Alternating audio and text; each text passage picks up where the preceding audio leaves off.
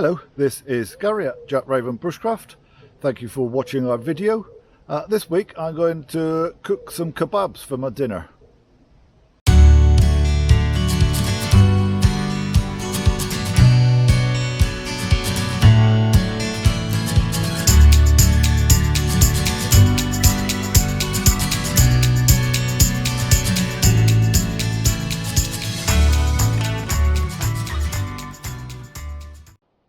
If you are a long-term subscriber or even a short-term subscriber, but you've looked at some of our other videos, you may have realized that we don't particularly do stuff around kit. Our videos are about how to do things, so how to light a fire, how to make cordage, how to put up a tarpaulin, those kinds of things. With that said, one of the questions that we get asked on our course is around food. So what do you take with you when you're going out into the woods to practice some bushcraft? And so I thought what I would do today is a little video just around one of my sort of favorites, which is a shish kebab.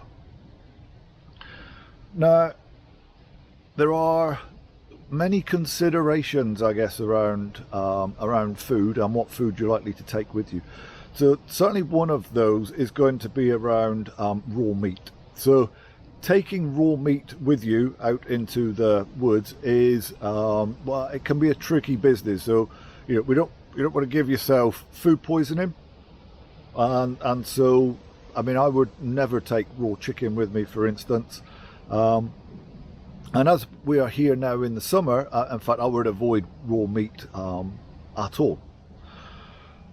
So for the kebabs now, I'm just going to use some chorizo. So it's dry cured. It's much better able to withstand those summer temperatures. Now, if it was winter time now, then I might well be taking some diced venison. If you can't get hold of diced venison, some diced beef works really well. But as I say, I would certainly be avoiding pork. I would certainly be avoiding chicken. Even in the winter, I would still avoid chicken and pork, just because it's that little bit more difficult when you're in the woods cooking over fire to ensure that the meat is cooked right through. And so with beef, that is probably a little less important. For the kebab, I have the chorizo, but just to add something to that, I've got some haloumi, so squeaky cheese, some cherry tomatoes, and a few chestnut mushrooms.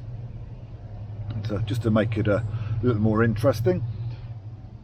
And put the kebabs onto this little hazel stem. So this is green, and it needs to be green. So if I was to use a seasoned twig now, there's a very good chance, in fact, that it would just burn through before the food was cooked. So it does need to be green. So you can see from this is thicker than a metal skewer that you might use if you were making kebabs at home on a barbecue, that kind of thing. So the reason this is somewhat thicker, if I use too thin a stick, then basically it's just going to end up do this kind of thing. So it's going to bend under its own weight, and yeah, what I find is part of the kebab will be actually touching the embers rather than suspended above it, and so the food will end up getting burnt. So I'm just piece all of this together.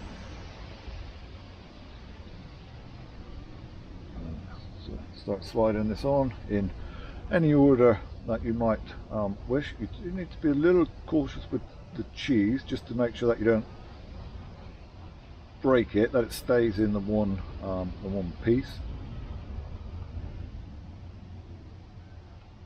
Now, just as I'm doing this, the chorizo is quite high energy, so 100 grams of chorizo, which is what I've got here, so these 6 pieces of chorizo, 100 grams, that's giving you about 20% of your daily energy intake. The halloumi gives you about another 15 or so% of your daily intake. So there's about 100 grams of the halloumi there as well. So that's giving you what, 35 or so% of your daily energy intake. And then of course we've got the mushrooms on here as well. We've got the tomatoes on here. So they're not giving you quite as much in the way of energy. But they are still going to be giving you some nutrients that are going to be good for your overall well-being. Now that's, as you can see, I'm just building my kebab there slowly, and this is one of my favourites, I have to say. Well, when it comes to being out in the woods, I do like a little chorizo and haloumi kebab.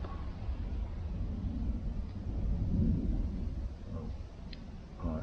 So there it's built, and I'm just going to plonk that on top of the fire now. There is a nice bed of embers. What I've done is put two logs, one on either side, so that can support the kebab stick like that. And so now I can just leave that on there for a few minutes, turn it, leave it for another couple of minutes, and that will be good to go. So I'm just going to prepare another kebab and get that on there.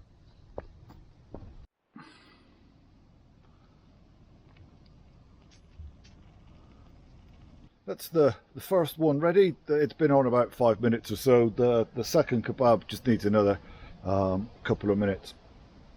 Well, this is cooked really well now, and yeah, I'm looking forward to getting into it. Just one word of caution with the tomatoes. They can be like little oh, sorry, this is really nice, really good. Yeah, the tomatoes can be like little volcanoes inside when you bite into them, so definitely give the tomatoes a little blow before you munch on them. If this outdoor cooking element is something that you're finding useful, let me know, and I will do a few more videos around some of my favourite bushcraft meals. I hope that was of use to you, something that you can incorporate into your own bushcraft skill set. I'll try my best to get some more content out next week. You can make sure you don't miss out on that by subscribing either to our blog or to our YouTube channel, either of which are Jack Raven Bushcraft. Until then, take care.